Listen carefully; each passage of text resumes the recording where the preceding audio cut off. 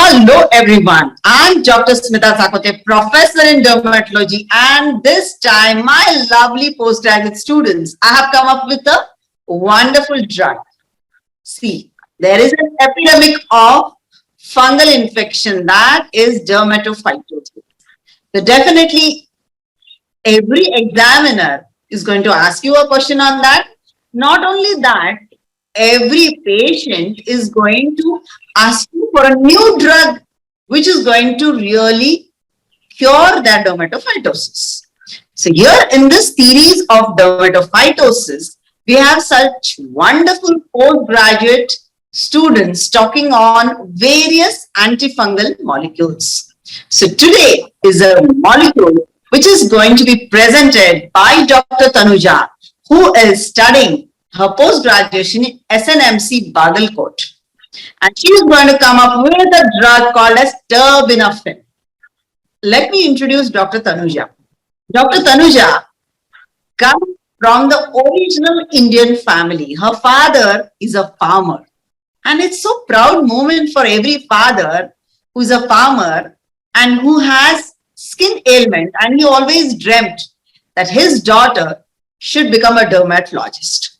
So with that dream, Dr. Tanuja has landed up in dermatology, but she has a passion to go around the world as a solo traveler. So dermatology is definitely going to give her that much time where she can enjoy her life as well. She has done her schooling from Bengaluru and her undergraduate studies MBBS from Adi Chunchandgiri Medical College from Mandya. And now she is pursuing her post-graduation in SNMC. So welcome Dr. Tanuja on this particular platform where we are talking on drugs in dermatology. Thank you, ma'am. Thank you so much, ma'am. Yes. Let's go into the direct topic of terbinafine. Can you tell us, is there any history behind terbinafine? Yes, ma'am. Terbinafine it belongs to alalamin group. It was first developed in 1974, and oral terbinafine, it was first used in 1991 in UK, and topical was used in US in 1992, and the first alalamin which was used was naftifine, and it is available only as the topical treatment. And this is almost 20 years. Yes, ma'am. It is the most commonly used antifungal like itraconazole. Yes. What is the mechanism of action of terbinafine? What are the guidelines that you give to your patients? Yes, ma'am. Terbinafine, and other alalamins, they mainly inhibit squalene epoxidase. So it has both fungicidal action and fungistatic action. Fungicidal action is explained by the accumulation of squalene, which by the deposition in lipid vesicles, and it disrupts the cellular membrane. And the fungistatic action is explained by the deficiency of ergosterol, which is required for the fungal cell membrane and replication. So this is how it has both fungicidal and fungistatic action.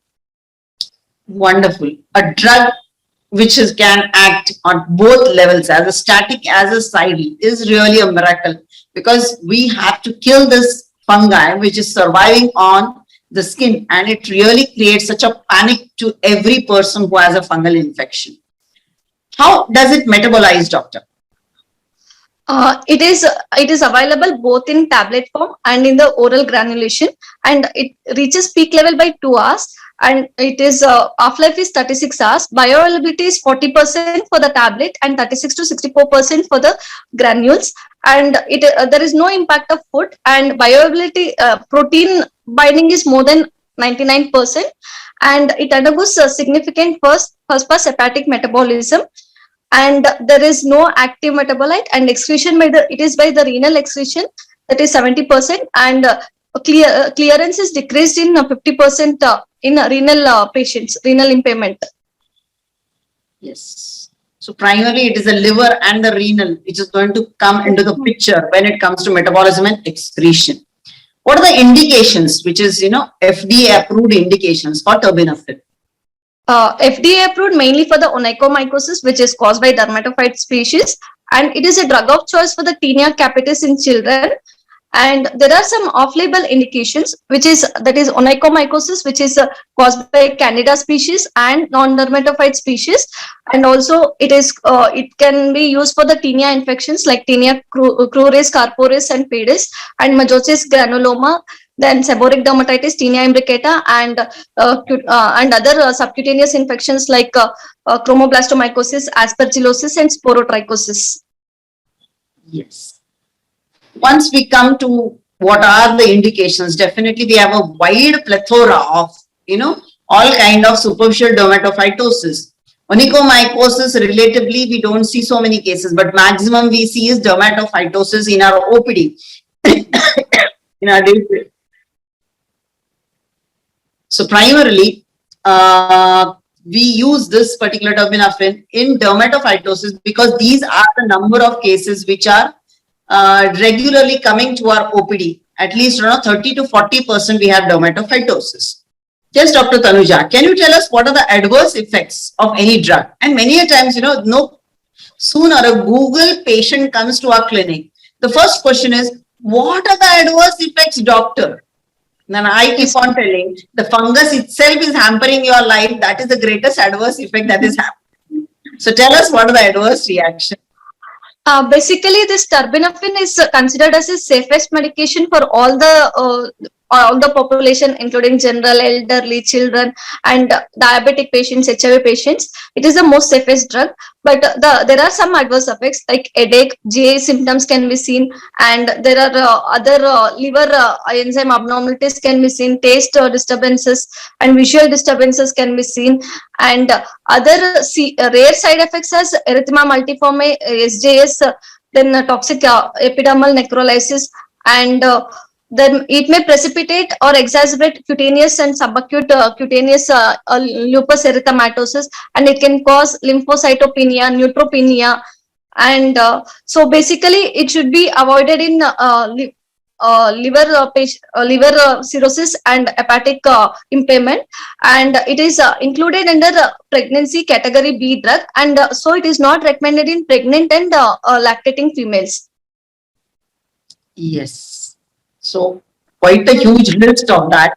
But commonly when we see in our day-to-day OPD, how many of these adverse effects have you seen, Dr. Tanuja? Because terbinafine adverse effects are usually less. I've not seen that much, ma'am.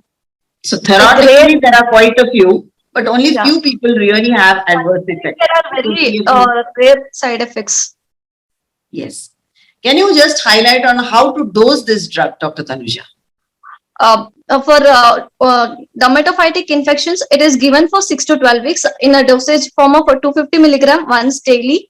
And for tinea capitis in children, it is given under according to the weight, based on weight. Less than 25 kg, we give it as 125 milligram per kg. 25 to 30, it is 187.5 milligram per day, and more than 35 kg, it is more than 50 milligram per day, and it is for the oral granules. And for the tablets, it is different dosage. That is, for 10 to 20 kg, we give 62.5 milligram per day. 21 to 40, we give 125 milligram per day. More than 40, we give 250 milligram per day. Overall, we give 250 milligram per day once daily for 6 to 12 weeks. Yes. How do we monitor now? Since you told me a list of, adverse effects, hepatic and renal. So what is the way we go about with monitoring?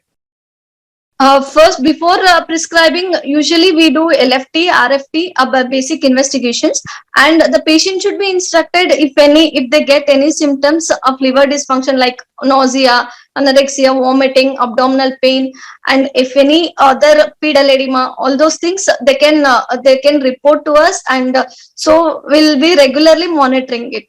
But as such, as side effects are rare, and we have seen the very less cases of adverse effects, ma'am.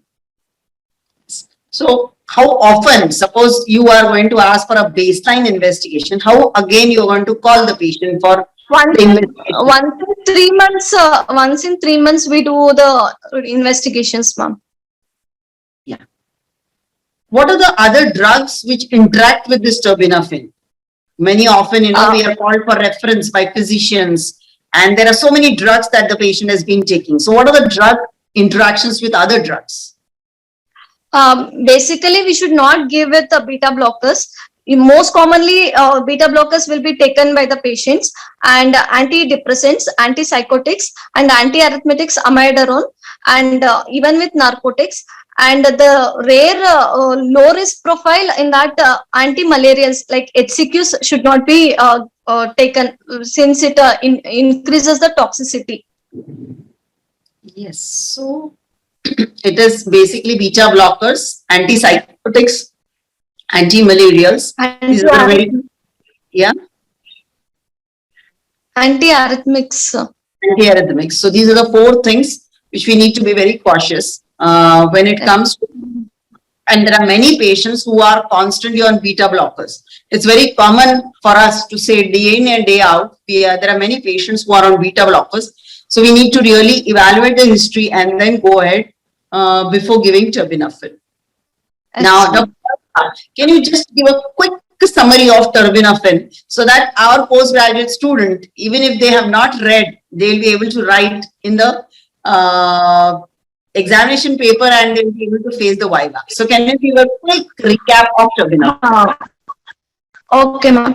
Terbinafine belongs to allylamine group and it has both fungistatic action and fungicidal action. Mainly it inhibits squalene epoxidase and it is FDA approved indications for the dermatophytosis, and it is drug of choice for the tinea capitis in children, and mainly we should it is contraindicated in renal and liver dysfunction, and the adverse effects are the same. The hematological adverse effects can be seen. It is the rare side effect, and it is mainly metabolic. It undergoes first hepatic metabolism, and the drug interactions includes first thing we should see for the beta blockers and antipsychotics, antidepressants, and antimalarials, HCQs. Wonderful. So this is very quick recap of terbinafine. Definitely you postgraduates can have a quick, just last 1 second video. Even if you watch it, you can, be able to recapitulate terbinafine. And in this particular series, we are going to keep coming up with all the drugs which are used in dermatology. So stay tuned with us, and definitely any postgraduate who is watching this YouTube, please send a comment, and if you are interested, you can send us your contact number so that you can also come on the series of drugs in dermatology. And I am extremely thankful to Dr. Tanuja, who gave a wonderful insight to terbinafine. And thank you so much, Dr. Tanuja, for being on this platform of drugs in dermatology. God bless you. Wish you good. Thank you, ma'am. Thank you, ma'am. Thank you so much, ma'am. Thank you for this opportunity, ma'am.